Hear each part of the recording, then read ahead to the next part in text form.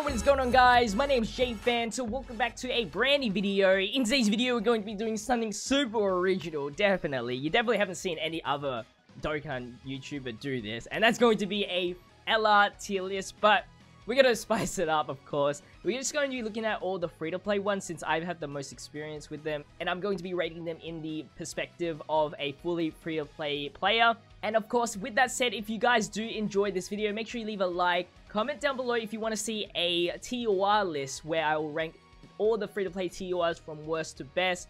If you guys want that, let me know in the comment section. Of course, subscribe if you haven't already. But let's get straight into the list. We are on tiermaker.com, and this tier list was made by Juve, and all the images for each LR was from DBZ Space, of course, provided by Dokkan in their game, of course.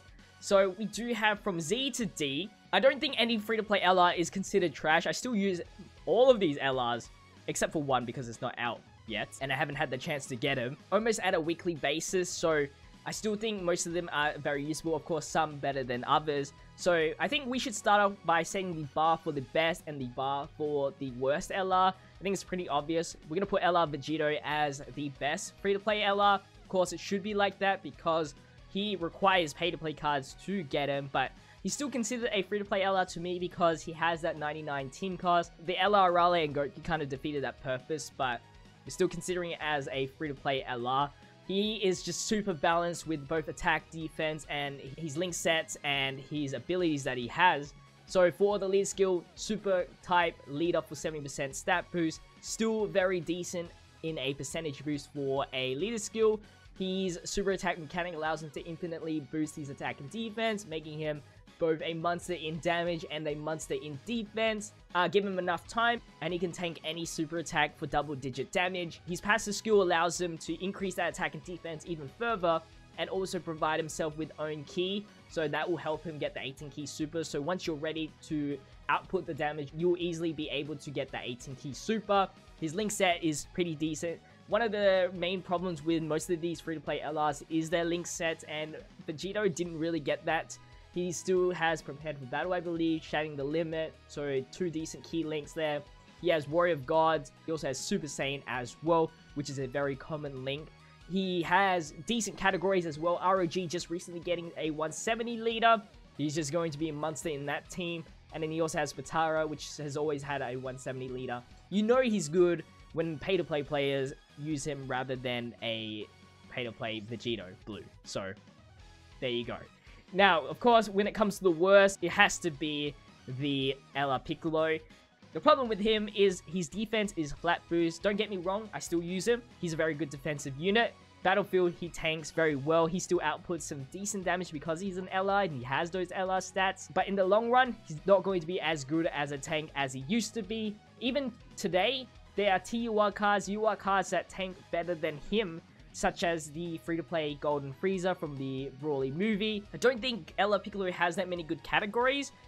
Now that I think about it, I may be missing something, but I don't think he has that good category. And of course, his link sets aren't the greatest. His super attack doesn't even provide anything extra other than Mega Colossal damage, which all LRs have.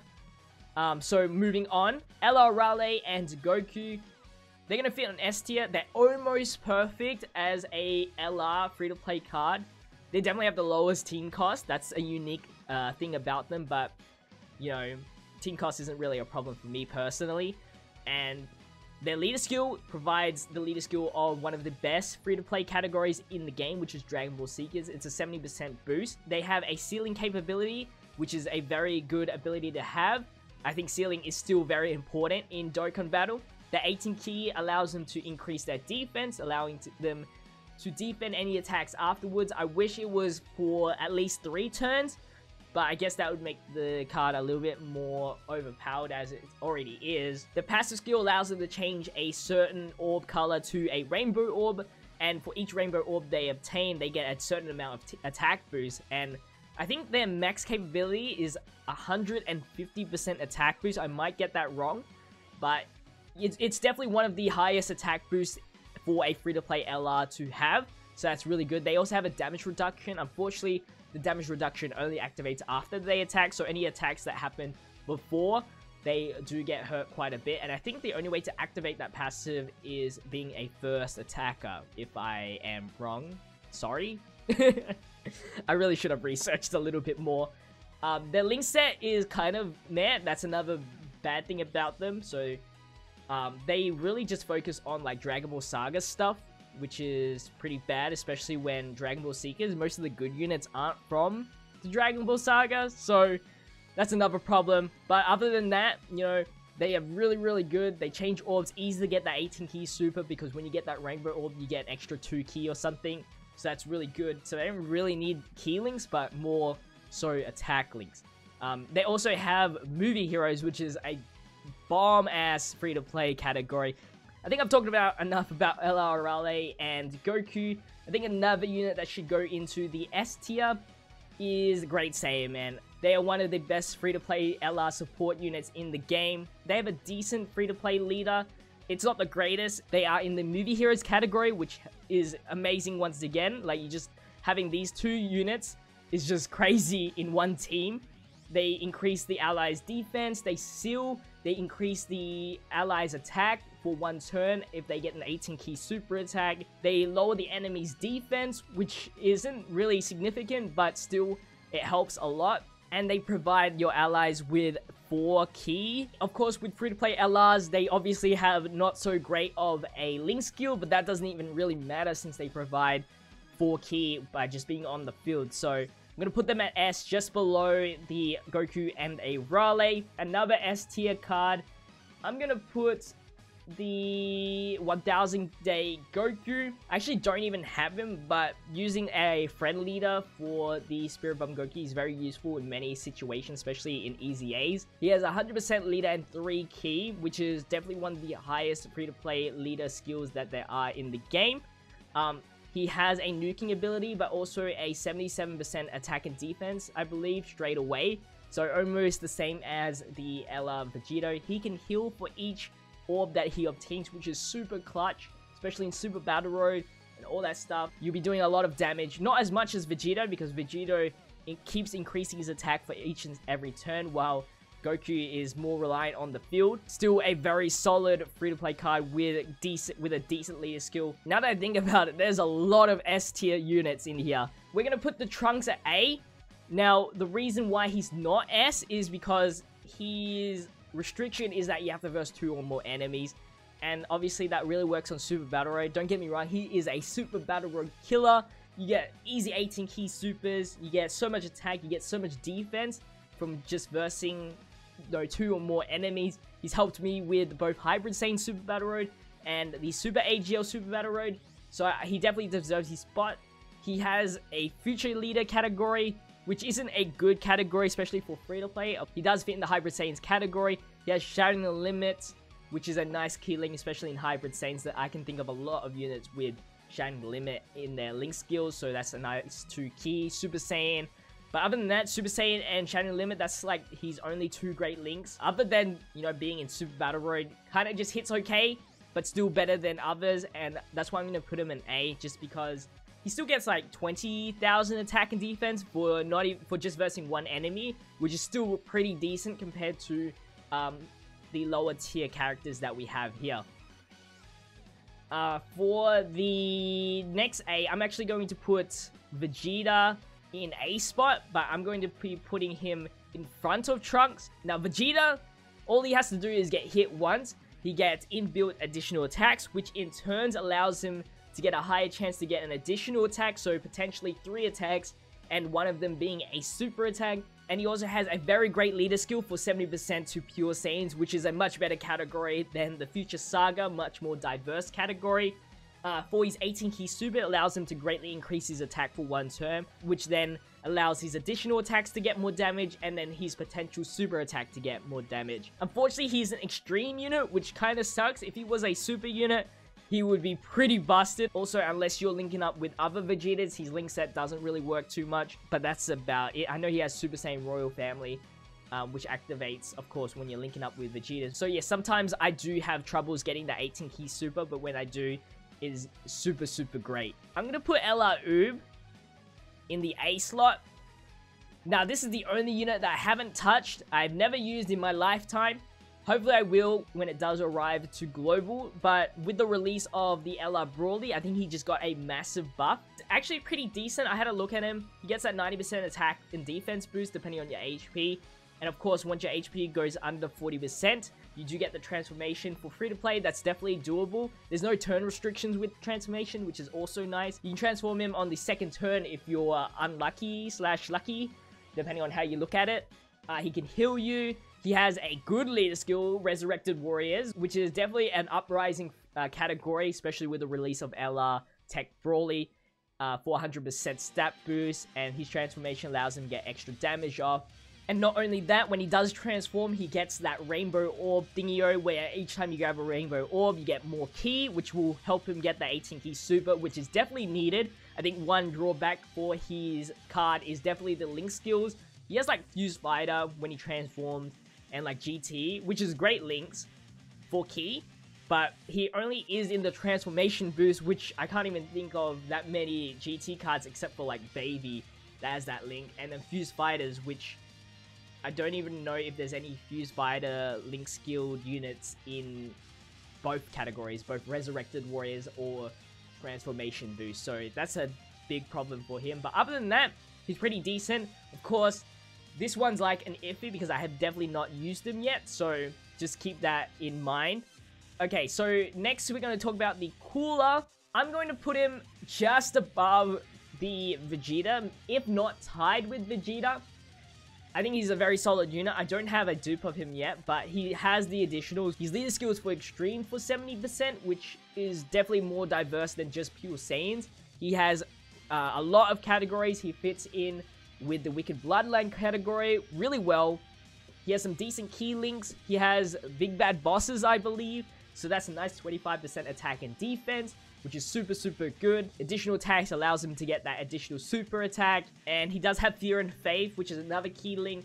And I think he has a decent amount of categories that he can fit in. So he's a very diverse character. I would say maybe he might fit on S, but he's definitely like just about to reach S tier for sure, if anything. Next up, I'm going to be putting the Super Battle Road Goku.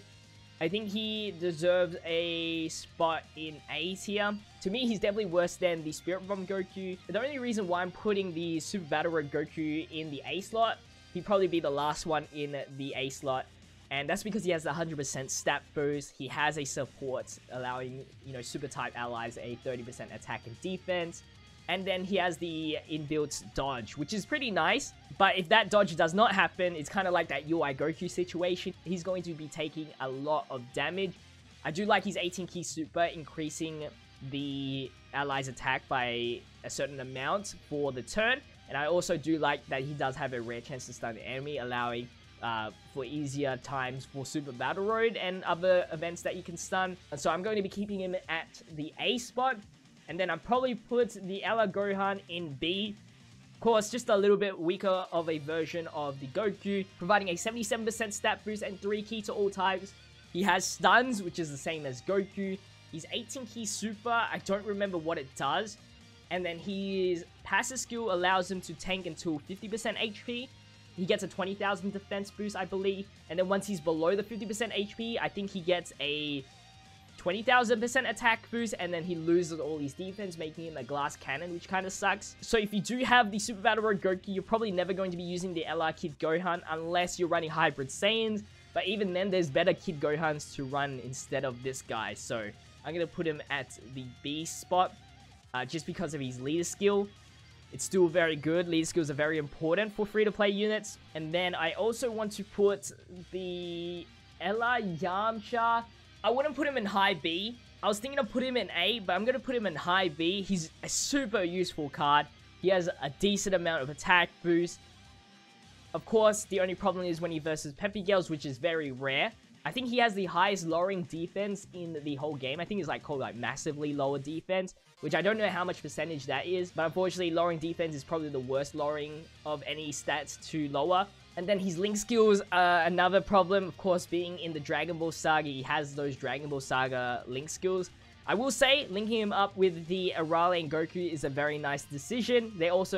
He's also in the Dragon Ball Seekers category, so that's a nice thing that's helping him out as well. but I'm going to be putting him in high B. So I kind of made a mistake here. I definitely don't want Yamcha in the B spot. Definitely want him in the A spot. I forgot that he provides 100% to Joined Forces, and Joined Forces is kind of broken. So I'm going to chuck him in between the Vegeta and the Trunks. So don't hurt me. Just keep in mind, that's my final decision. We're almost done. We have 7 more cards. I'm also going to be putting Hercule in B. Probably higher than Gohan. I think Gohan, other than his leader skill, is pretty much, meh. I think Hercule is a very good unit. People still doubt him for his abilities. I think the only problem he has is that great chance, and then maybe his link skills. He's in the Majin Buu Saga category, which I believe is one of his best categories, which is not even great at the moment. They don't have a 170 lead yet. He is self-sufficient with Ki for the 8 Ki, and then he provides himself with a 20 to 25,000 attack boost. I don't remember the exact number, but that's still a lot compared to the last remaining units that we have. He also has a stunning chance with his 12 Ki super, and then he increases his defense with his 18 Ki super, and unlike any other increased defense units that we have here, I believe it's for 3 turns, which allows him to stack that up to some decent numbers, allowing him to tank really, really well.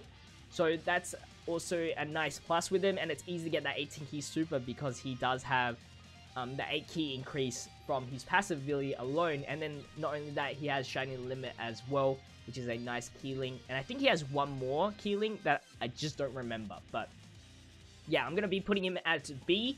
I'm going to be putting Ella Frieza at B. I think Frieza is still very good. I might put him above the Hercule, and the reason why is because he has big bad bosses, kind of like the same reasons for Metacooler. He fits in really well in his own category, which is the Wicked Bloodline, having, you know, the strongest clan in space, Link, the most malevolent in the universe or whatever it's called, which is a nice attack link, big bad bosses, attack and defense. He has Fear and Faith, which allows him to link with many other, you know, extreme units, getting him easily the 18 Ki super.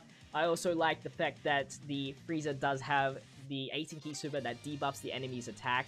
I just don't like that he's Extreme STR. Extreme STR is like the worst free-to-play type team at the moment. They definitely need an upgrade. So other than that, yeah, he's pretty solid. Like, his categories is solid, his link sets are solid, his attack boost, obviously it's a flat boost, that's always going to be another problem with him, and then his leader skill is another problem, which nobody uses him as the leader, of course, providing no Ki, no HP, no defense.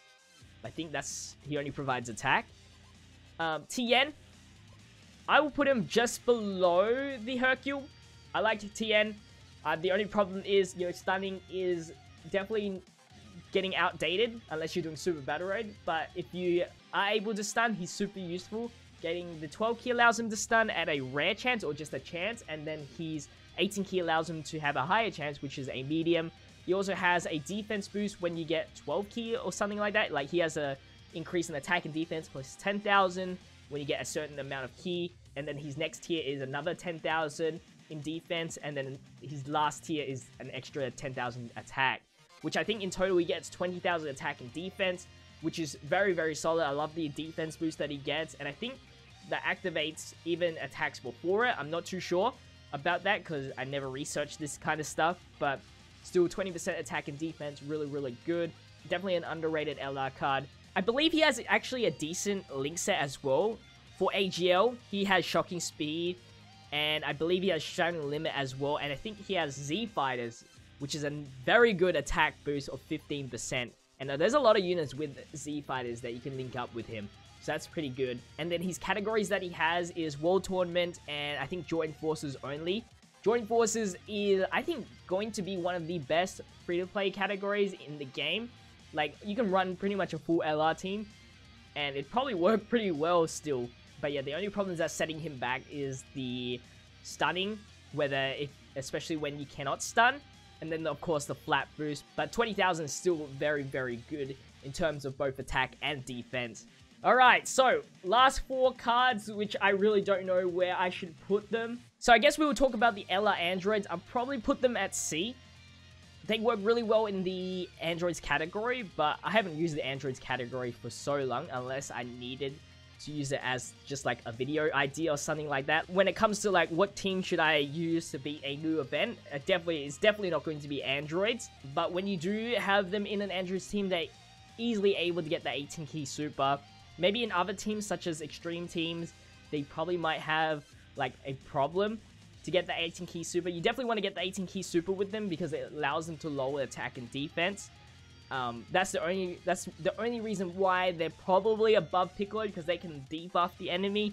They can't really defend at all since they don't get any defense boost, but the attack boost is definitely better compared to the first LR, which is going to be LR Goku. I'm going to put LR Goku high C. Even though he's the first LR to ever be released, I think he's still better than some of the later LRs, which is crazy to think about. I think what's keeping him afloat is the categories that he's in. Pure Saiyan, Goku Family. I think he has the highest average stats out of all the LRs, free-to-play LRs. So that's also a nice thing to have. But yeah, the biggest problems with him is the link set. Of course, everybody knows this. You need like to run specific characters to help him easily get the 18 key super. I really don't even remember when the last time I had an 18 key super with him and then got another one straight after that. Like, it's very hard to consistently get an 18 key super compared to the other units in front of him.